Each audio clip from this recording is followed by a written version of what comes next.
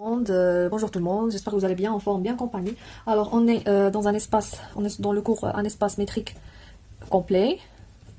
Alors on a vu ça veut dire quoi une suite de Cauchy. On a vu ça veut dire quoi une suite de Cauchy, ses propriétés. On a vu aussi, ça veut dire quoi un espace complet.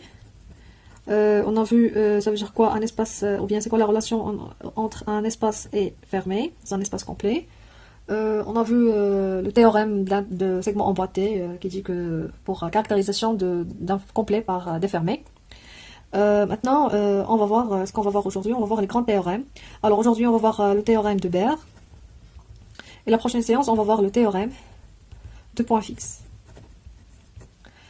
Ces deux sont très importants dans un espace complet, l'utilisation de ces deux théorèmes.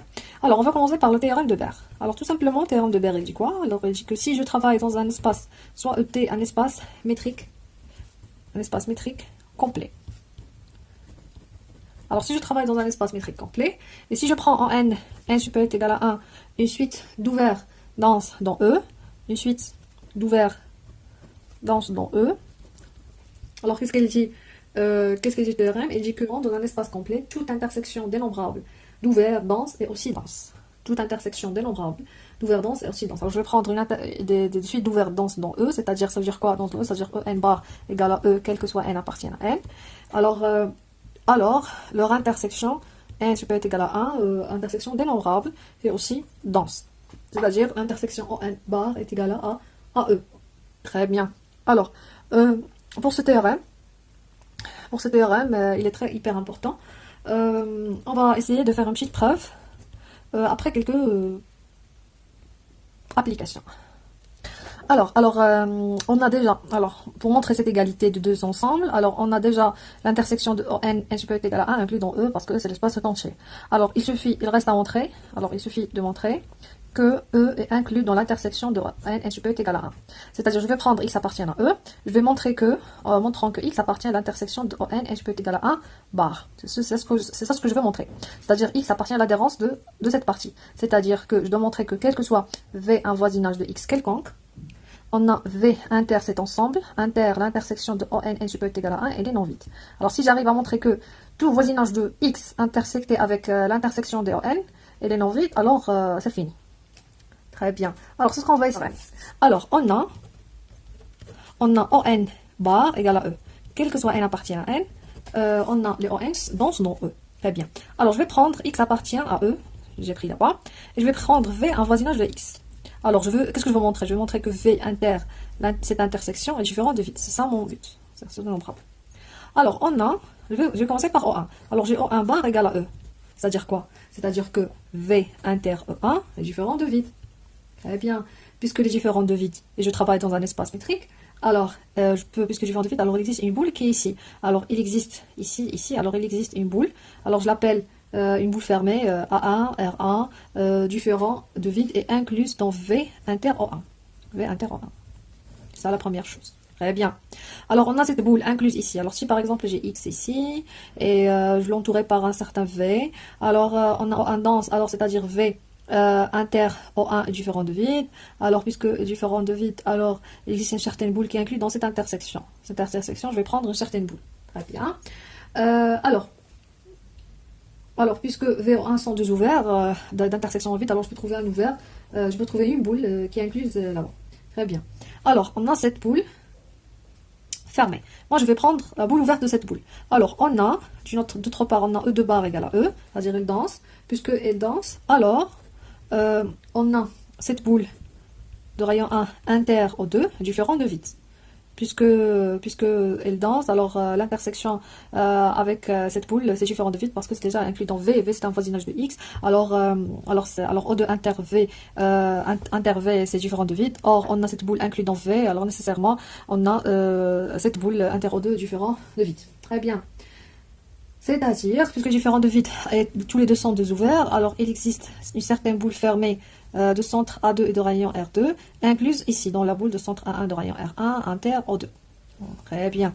Alors on a trouvé une autre boule. Je vais prendre l'ouvert de cette boule. Alors on a ainsi de suite. Alors je vais prendre ici R2 tel que... alors je vais prendre R2 tel que R2 inférieur strictement à R1 sur 2. R1 sur 2, très bien.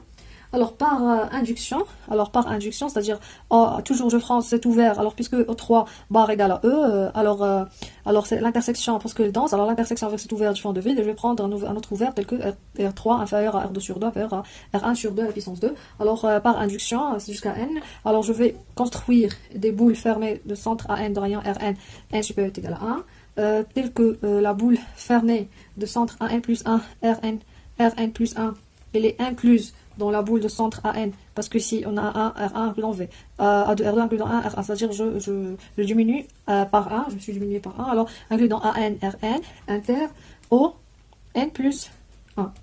Très bien. Et on a Rn plus 1, inférieur à Rn sur 2, inférieur jusqu'à inférieur à 1 sur 2 à la puissance N. Alors, on a cette suite-là, c'est une suite décroissante des boules, puisque sont fermées. Alors, c'est une suite décroissante des boules fermées dont le diamètre tend vers 0. Pourquoi? Parce que le diamètre de ces boules, tout le diamètre de ces boules, parce que on a le diamètre des boules AN et de rayon Rn, c'est-à-dire la plus grande distance entre ces deux éléments, c'est inférieur à 2 fois Rn. Et ça, lorsqu'on tend vers plus l'infini, ça tend vers 0, parce que celui-là c'est inférieur à R1 sur 2 à la puissance n, ça tend vers 0 lorsqu'on tend vers plus l'infini.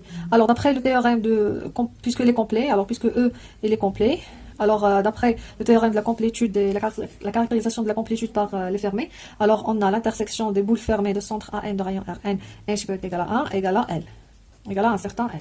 Très bien. D'où, or, on a la boule de centre AN de rayon Rn inclus dans V, et on a la boule de centre AN de rayon Rn inclus dans ON. C'est déjà vu par les inductions. Alors on a cette boule de centre AN de rayon Rn inclus dans l'intersection entre V et ON. C'est-à-dire que, alors en passant à l'intersection N supérieur est égal à 1 qui est du fioron de vide, est égal à un certain L, inclus dans l'intersection de ça. C'est-à-dire, c'est inclus dans V inter, l'intersection de ON, N supérieur est égal à 1. Je vais supprimer ça. Alors, inclus dans cette intersection, puisque ça est non vide, alors celui-là aussi est non vide, c'est-à-dire V appartient à l'adhérence de cette partie. Alors, j'espère que vous avez compris, mais avant de clôturer la vidéo, vous devez savoir le théorème de Baire en termes des fermés. Alors, tout simplement, si je passe à le complémentaire, alors si j'ai en N une suite d'ouvert, alors je vais prendre Fn une suite dans un complet, alors soit ET complet toujours. Alors, si je prends Fn une suite de fermés, de E, tel que dense, c'est-à-dire ON bar est égal à E, c'est ça dense. Et si je passe à complémentaire, alors j'ai ON bar complémentaire est égal à E complémentaire. Bar complémentaire, c'est ON complémentaire intérieur. Alors et on a E complémentaire, c'est le vide. Alors si je prends une suite fermée d'intérieur vide, alors si je passe ici à le complémentaire, alors le complémentaire de l'adhérence, c'est l'intérieur de complémentaire, c'est-à-dire c'est l'intérieur de complémentaire de ça, c'est la réunion de Fn n supérieur est égal à 1 est égal à aussi le vide. C'est-à-dire que toute réunion dénombrable de fermé d'intérieur vide est aussi vide. C'est ça la propriété. Alors c'est le théorème de Baire version fermée. Très bien. Alors maintenant on va voir une application du Baire. Alors sachant que R minus la valeur absolue est complet, alors montrons que R n'est pas dénombrable. Et n'est pas dénombrable. C'est ce qu'on veut montrer aujourd'hui. Alors en utilisant des rangs de Baire bien sûr. Alors on va supposer par absurde. Alors supposons par absurde que R est dénombrable.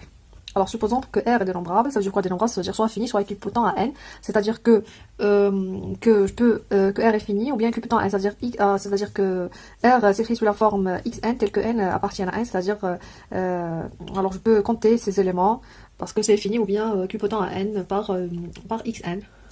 Alors si je prends Fn égale à les singletons xn. Alors on a R égale à la réunion de Fn, n supérieur est égal à 1. Alors on a Fn intérieur, c'est combien? C'est le vide, parce que Fn sont défermés. Fn intérieur c'est égal à le vide.